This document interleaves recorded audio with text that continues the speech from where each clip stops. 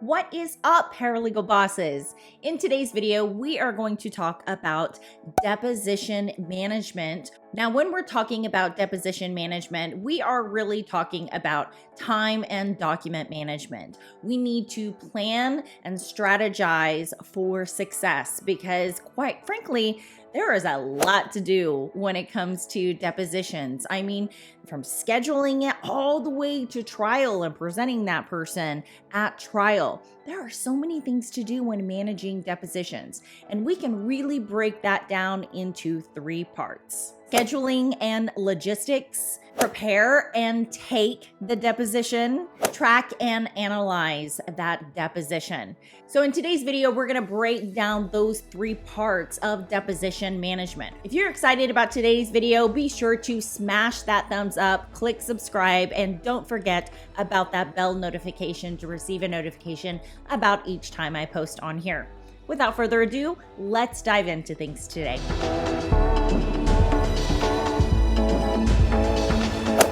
If your cases are anything like mine, you have lots of depositions that you have to take. And sometimes just finding those people and getting them to deposition can be exhausting. First up is scheduling and logistics. Once you've determined that a deposition needs to be set, the first thing that you have to do is probably locate and schedule that witness. Now, if this is a deposition where another party in your case is presenting that person, opposing counsel is able to present that person for a deposition, then there's not really much locating that needs to go on. But in the event that is an uncontrolled witness, meaning that witness is not controlled, opposing counsel cannot produce that person for deposition, then you have to do your research, Westlaw, LexisNexis, Google, perhaps a skip trace, and locate that witness and get them to deposition. After you've located the witness and you're able to schedule that witness for deposition, then you have to actually prepare the notice or perhaps the subpoena, the witness check, the mileage fee check, anything that needs to go along with that. The next item up is actually logistics. Scheduling the court reporter, scheduling the videographer, scheduling the meeting space, booking the virtual space. If those are things that are in your realm of responsibility for this deposition, then you need to make sure that you are accomplishing all of those things. And the last item in scheduling and logistics, of course, is calendaring everything.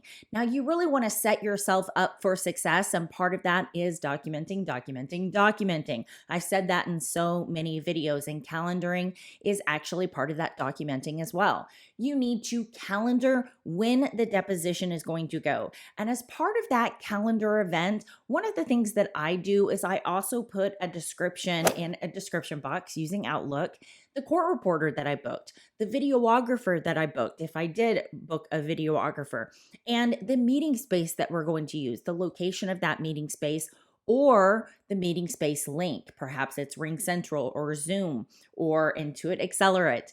But I'm going to provide an avenue for people to get there faster. Now, in addition to calendaring all of these things, I want to also set myself up for some notifications. Those notifications in Outlook are really part of the success plan that I have set up for myself in making sure that everything gets done. Some of the notifications that I set up in advance of the deposition is if there is a dep prep meeting that needs to occur, then I'm setting up like a notification to confirm that dep prep meeting with that person about 24 to 48 hours prior to that meeting needing to occur. Same thing with that calendar deposition. I am going to confirm that deposition, and thus I need a notification to go off to remind me to confirm that that deposition is going to go. The next part in deposition management is preparing for the deposition and taking that deposition. One of the things that I set up is a notification to reach out to the attorneys about a week prior to the deposition, depending on the type of deposition it is. But I will reach out to them about a week ahead of time, just saying, hey, I see this deposition is coming up on the calendar. Is there anything that I can do for you ahead of this deposition? Would you like me to pull some deposition exhibits for you? Would you like me to possibly pre-mark them for you? Reach out to the attorney, remind them that it's coming up, and just show the initiative, be proactive, and try and do everything that you can for that attorney to prepare for that deposition. The next item is to confirm, and I already talked about this, but you need to go ahead and confirm logistics, confirm the parties, confirm that everything is going well ahead of that deposition. I do it about 24 to 48 hours ahead of the deposition, also dependent upon the cancellation policies, either for the meeting space or for the court reporter, or for the videographer. If they've got a 48-hour cancellation policy, then I need to make sure to confirm everything for that deposition well ahead of that cancellation policy period for those people, videographer, court reporter, meeting space. You need to set yourself well up ahead of time for that and make sure that either notifications or reminders are going off somewhere in your environment to remind you to confirm things prior to you not having the ability to do it due to a cancellation policy. After I confirm everything, I mark up that calendar event showing that I confirmed everything. Before the title of the event, I will put confirm all in caps. Next to the court reporter, videographer, meeting space information, and in the description part of my Outlook calendar, I put confirmed. And the reason why I do that is because I got something set up for myself visually that says that I confirmed everything. I've got something set up for the attorney showing that everything is confirmed.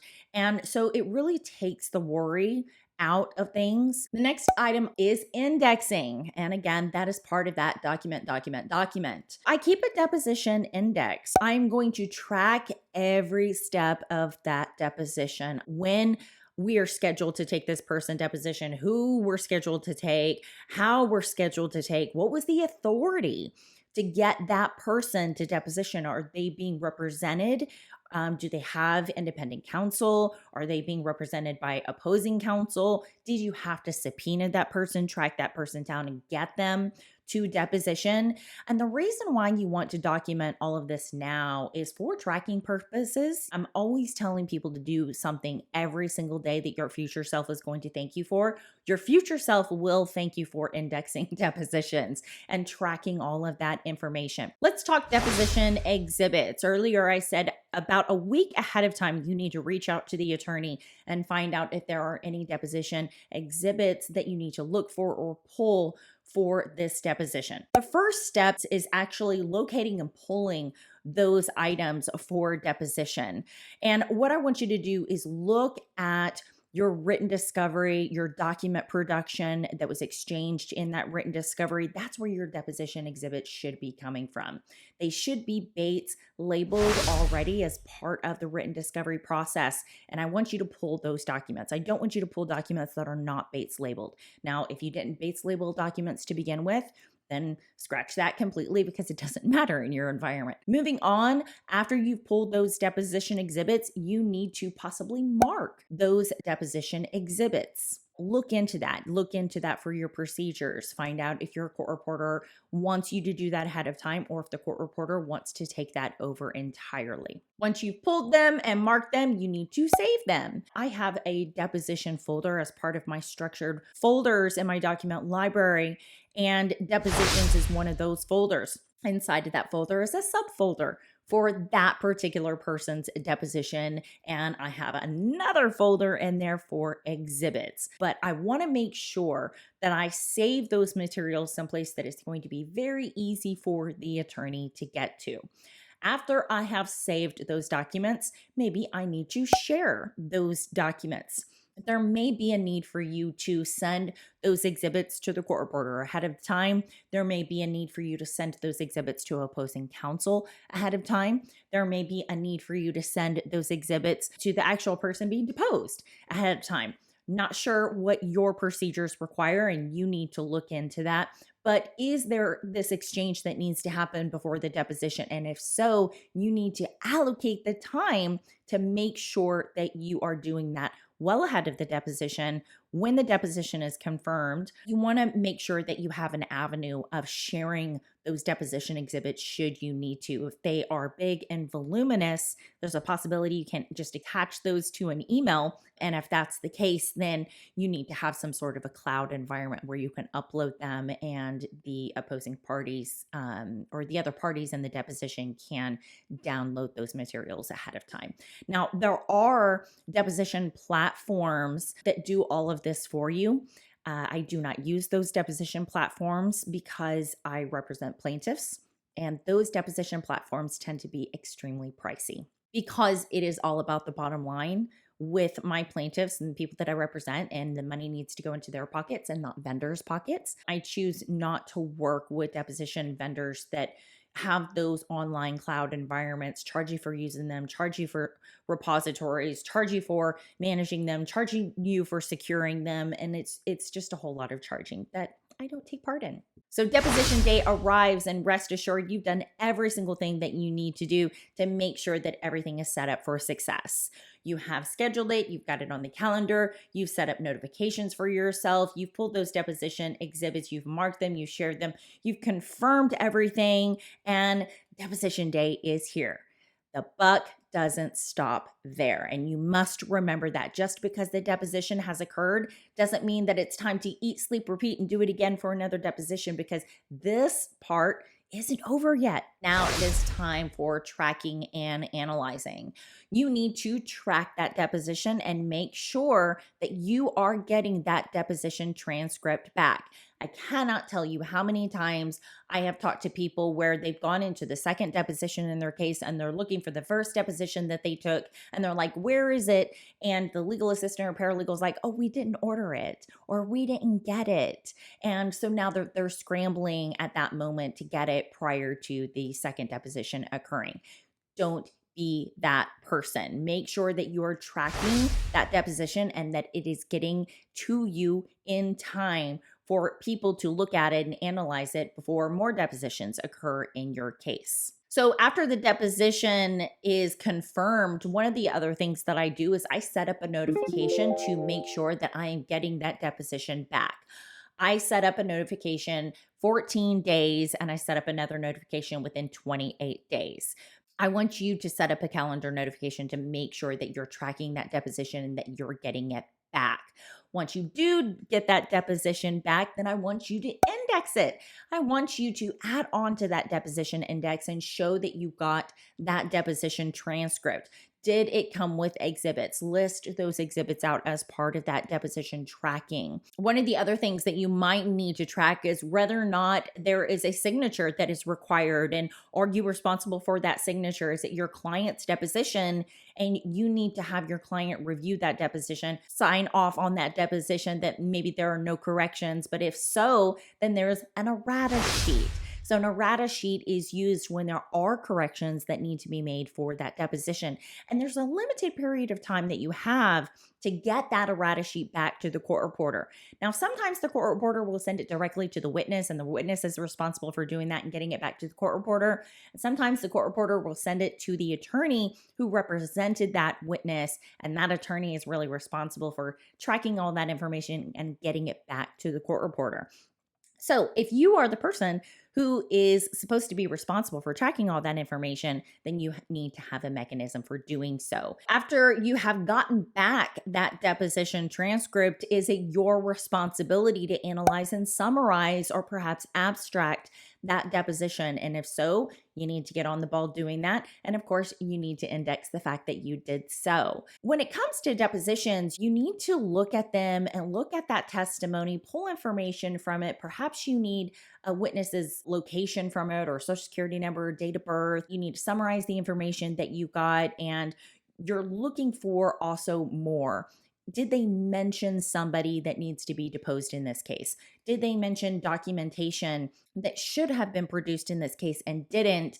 And now you need to follow up with that information with opposing counsel, or subpoena that information from someone, or perhaps maybe even get back with that witness and say, hey, you said during deposition you were going to produce that afterwards.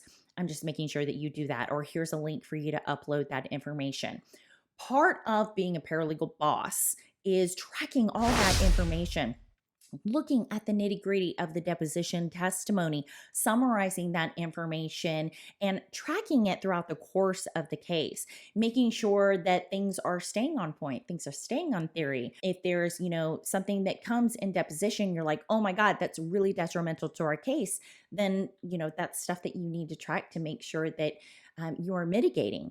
And so it's really important for you to analyze and summarize. Now, if you are in a defense environment, then there's a possibility that you, as a paralegal, aren't doing this job. Perhaps the attorney is doing this job, and this job is happening right after the deposition. I know a lot of defense attorneys, right after a deposition, will summarize that deposition, because one of the things that they're doing is reporting back to their client saying whether or not they think that a jury is going to like that person. Really, that is what they're truly focused on. Are they presentable? Are they likable? Is a jury going to like them? Is a jury going to believe them? A lot of times your defense attorneys will be responsible for that reporting to the client, and they can certainly bill more per hour for doing that than what a paralegal can. Additional items you could be concerned about, depending on your jurisdiction, is retention requirements. Are there retention requirements in your jurisdiction? Do you need to make sure that you're maintaining an original, it's sealed, and you get it over to the judge when it's time for a trial? You need to make sure that that's also part of what you are tracking. You're tracking the fact that those retention requirements have been met. Another item is whether or not you need to produce that deposition to an expert or more than one expert. And if you did so, you need to be tracking that information as well. And again, that's part of doing something that your future self is going to thank you for, because you're going to have to turn over all those file materials that your expert reviewed. And so if you are indexing all those things and you're making sure you're tracking everything that's given over to that expert, then it's not an issue when it's time to turn everything over ahead of an expert's deposition. And of course, I've said it the whole time, indexing, documenting, making sure that you're tracking every bit of this information along the way. On my website at arrowconsultants.solutions, I have a resources page, and you can download a bunch of indexes over there absolutely for free. I don't even ask that you leave your email address, but it would be appreciated if you did so. If you are a Microsoft List user, one of my favorite programs, I use it every single day for tracking case data, then you might like my Microsoft lists. Head over to my store and get those downloaded. Those will cost you. They're just a few dollars, but they're really great formatted lists to upload to Microsoft, expand upon that information, format your column.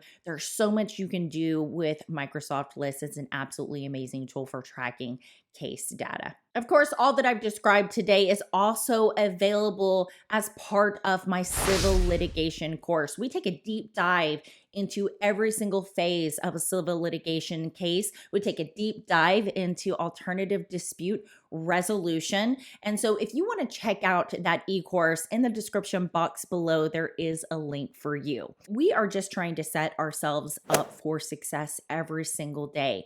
Deposition management can be a really difficult one, especially if you're taking depositions in something like medical malpractice, where you're dealing with facilities that have high turnover. Just locating and getting those people to deposition can be a chore. Whether we've got one or two depositions, or we've got 20, 30, 40, 50 depositions, we have to plan for success. And the strategies that I've provided you today should give you a really good plan for success. If you like today's video, make sure that you subscribe, click that thumbs up so more people get alerted about this video, and smash that bell to receive a notification of each time I post a video on here. Thank you so much for joining me today in this video. Of course, good luck to you in all that you do, because this crazy legal industry needs an amazing paralegal boss just like you. Have an awesome rest of your day. Have an amazing week ahead of you, and I will see you guys back here on the next one. Mwah! Bye, guys. Coming up on Full Disclosure Friday,